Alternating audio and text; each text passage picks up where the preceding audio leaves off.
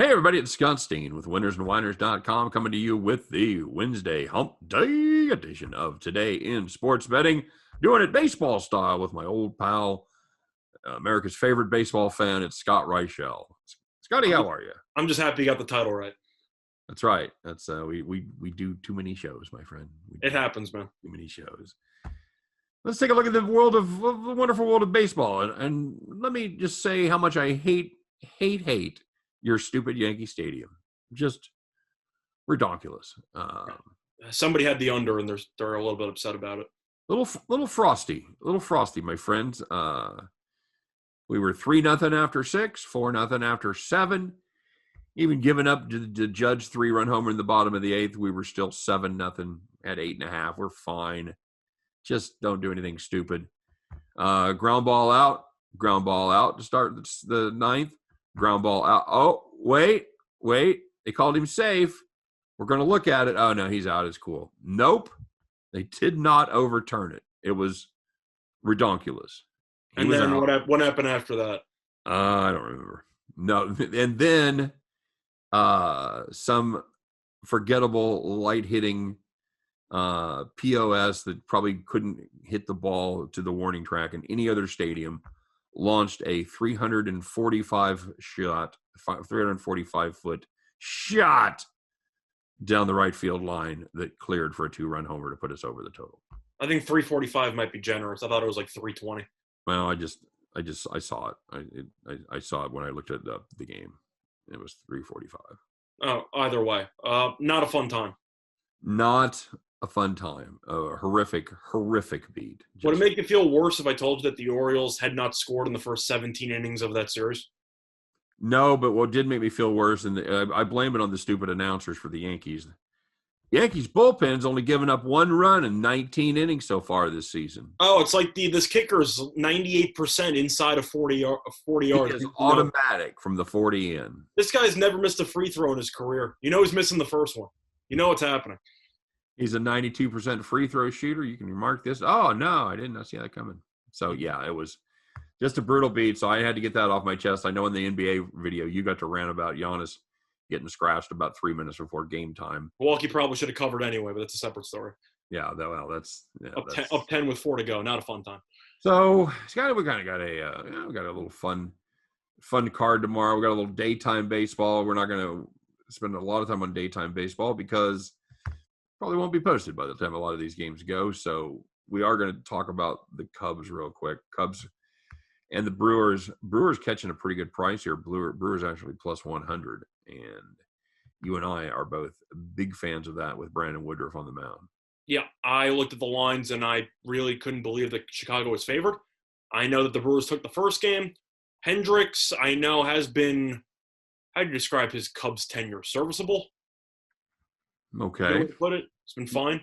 Yeah, okay. Yeah. I think Woodruff has more upside. I mean, Woodruff could be a potential ace of a staff if he actually is consistent enough for a full season.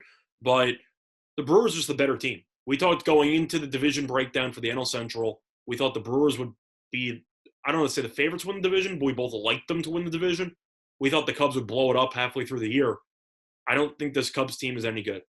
And I'm not really ashamed to admit that. Wind blowing out tomorrow, buddy. And Hendricks throws what, like a 92-mile-an-hour fastball? Yeah, 12 miles an hour blowing right out to right center field. Sure. My bold call, it's not even a bold call, but I think Yelich goes yard.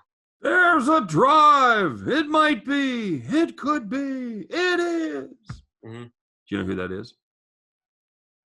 You know who I'm doing? I can get that. It's Harry Carey. I thought that would have been my guess because it was the Cubs. I would have assumed it was Harry Carey, but my favorite Will Ferrell impression, by the way. It's a good one. Hey Norm, if you were a hot dog, would you eat yourself? Mm-hmm. All right, enough of that. So yeah, wind's going to be blowing out. Yeah, I trust Woodruff more than Hendricks, and I think the Brewers are the better team. That's the thing, and we're getting plus money. We're not even laying money. So Hendricks looked bad against the Pirates in his first start of the season. Brewers have got off to a slow start. You know, they've lost 3 straight.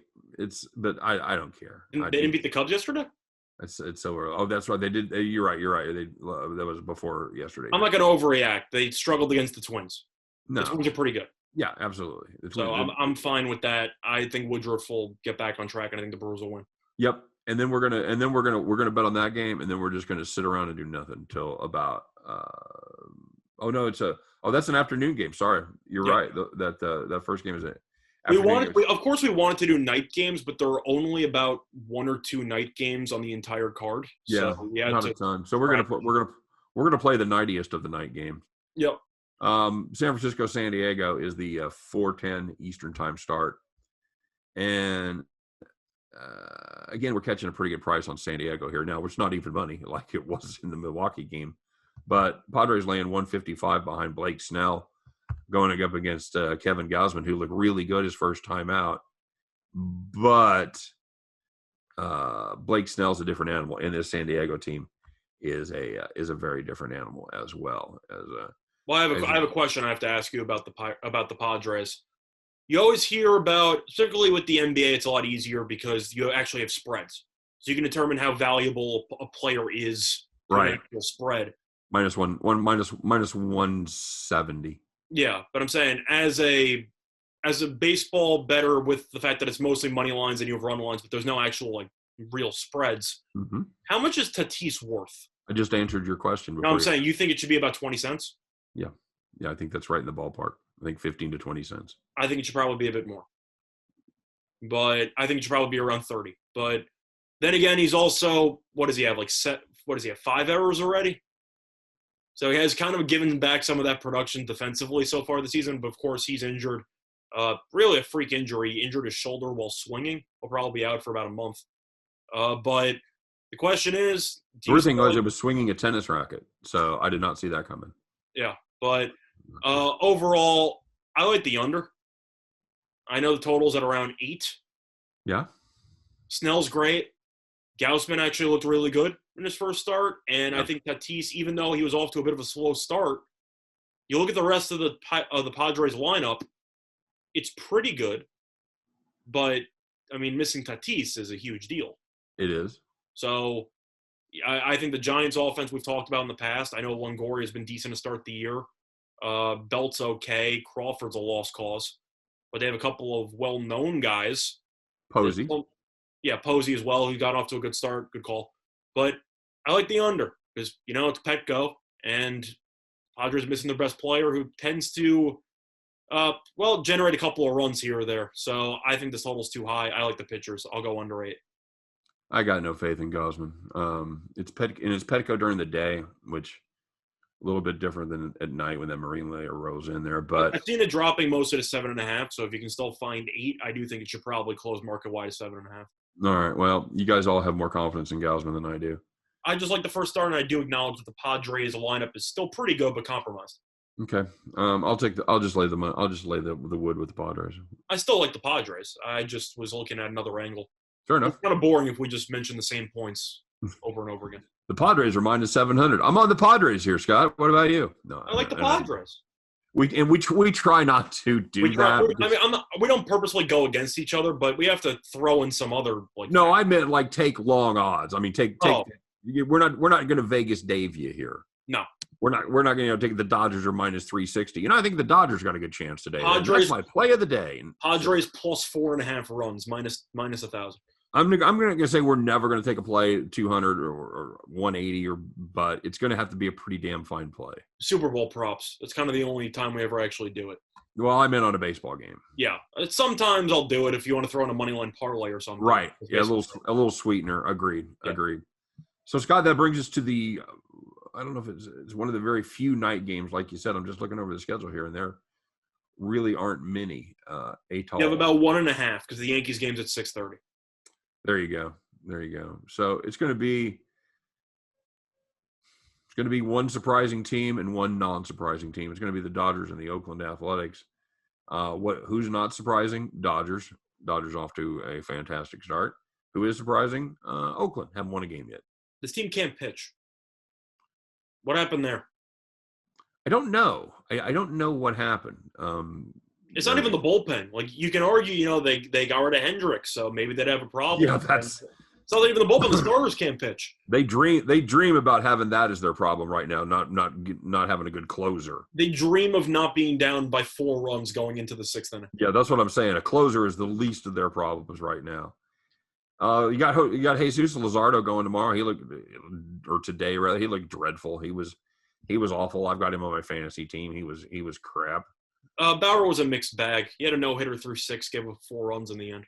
Yeah, it makes his stats look really bad. But I'm saying he was good for 6 innings. Yeah, he was dominant for 6 innings. So I'm not going to overcorrect. I'm not going to oversteer on Bauer. Scott, I'll tell you what I'm going to do here. You either like the Dodgers run line or you like the first 5 run line. I'm going to take them with the Padres. I'm going to put it together. Okay. I'm going to put those pair of $1.50s together and make a little something out of that. I think I'm just going to take the Dodgers first 5 run line. At the end of the day, Oakland's bullpen's still pretty good. The starters have not been. Luzardo's not very good. And Bauer, you can argue about the final outcome. For 6 innings, he threw no-hit baseball in Coors Field, which is not exactly an easy thing to do. I know the Rockies aren't very good, but how do you bet on how do you bet on Oakland in this spot? You don't, because I don't think that's a particularly good price. And I'm saying if you actually think that there's value in Oakland, what do? You pray? Like this team is terrible. I have to take the Dodgers first 5. Why are they so bad, Scott? I mean, is it all pitching? I mean, let's say we get a quality performance from Luzardo. Maybe the lineup hasn't been good either.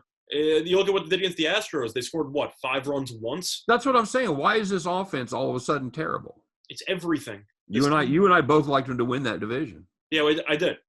So I don't know what happened. It's still very early, but you lose. I don't really know. I mean, you lose Semien, who's a key piece of that order. Yeah, but I would argue more important than Hendricks.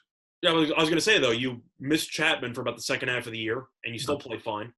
Chapman's back. I don't really know. This team just can't hit. By the way, that money line parlay Scott pays about 174 on 100. I don't know what the first 5 run line is going to be. Probably around minus 115, minus 120, give or take. I have to like it. I don't think Luzardo's very good. Yeah, you might even get a little better price than that. So you might, but I have to like the Dodgers in this. All right, I don't hate that. That's fine. If the Dodgers have a weakness, it's their pen. You know, I'm just trying to avoid Kenley Jansen at all costs. I know, and they've got some middle guys out there that sometimes when they're trying to get them some work, it's not always fantastic. But again, it's one of those problems. If you're a baseball team and your biggest problem is like your middle relief.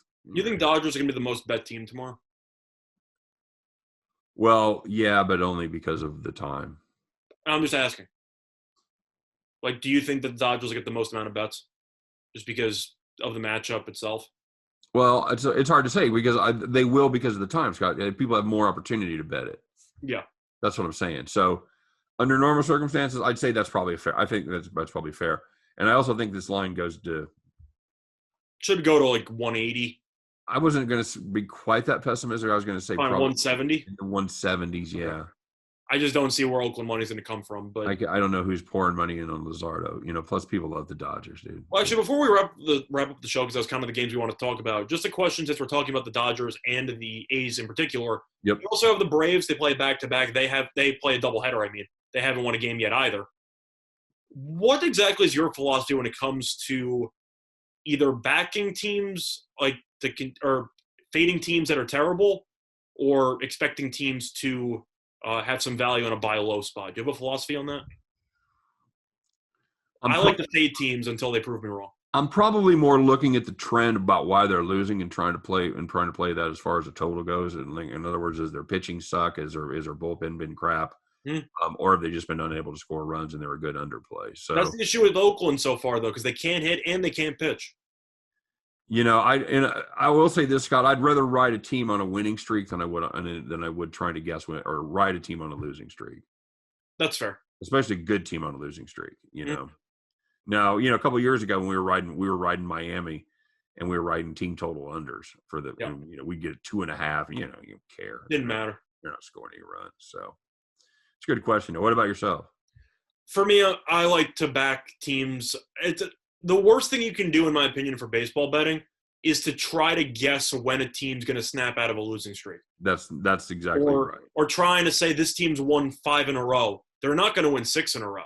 That's the worst way you can actually handicap baseball, because let's just say you end up losing and they win 6 in a row.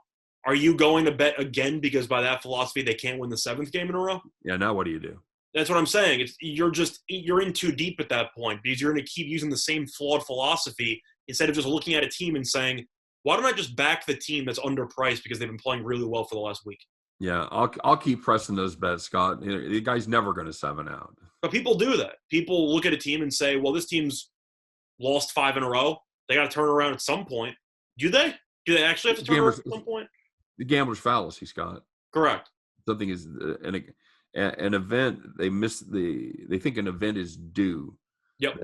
Is not dependently tied to any other event. Kyle Busch. Huh? Kyle Busch.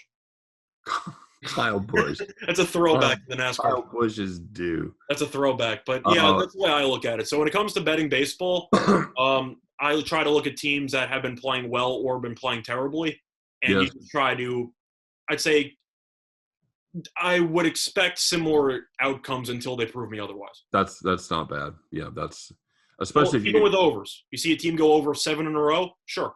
Yes, because hitting, as we've seen, if you follow baseball, hitting is obviously very streaky. Yep.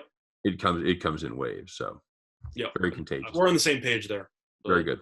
I think it was just worth talking about. Yep, I agree. That's a good question. All right, guys. We appreciate you watching the baseball show. We want to know if you got some baseball bettors out there. I know there's some baseball bettors out there. Tell us your philosophy. What's your number one thing that you do? If you got something cool, put it in the comment section, and we'd love to talk about it. So I might have to conform, by the way. Baseball's starting to win me over because they have listed pitchers. That's right. No, the injuries, man. The injuries from the NBA are luring me over to the MLB. One of us. Yeah. Mm-hmm. All right. So for myself, for my partner, Scott Reichel, for all of us over here at winnersandwhiners.com, we appreciate you watching today and wish you guys nothing but the best of luck on all of your plays. Hope every single ticket in your pocket turns into cash moolah back at the window. You guys have a great day. Tell your friends, give us the like, all that good stuff. And we'll see you tomorrow on Today in Sports Betting.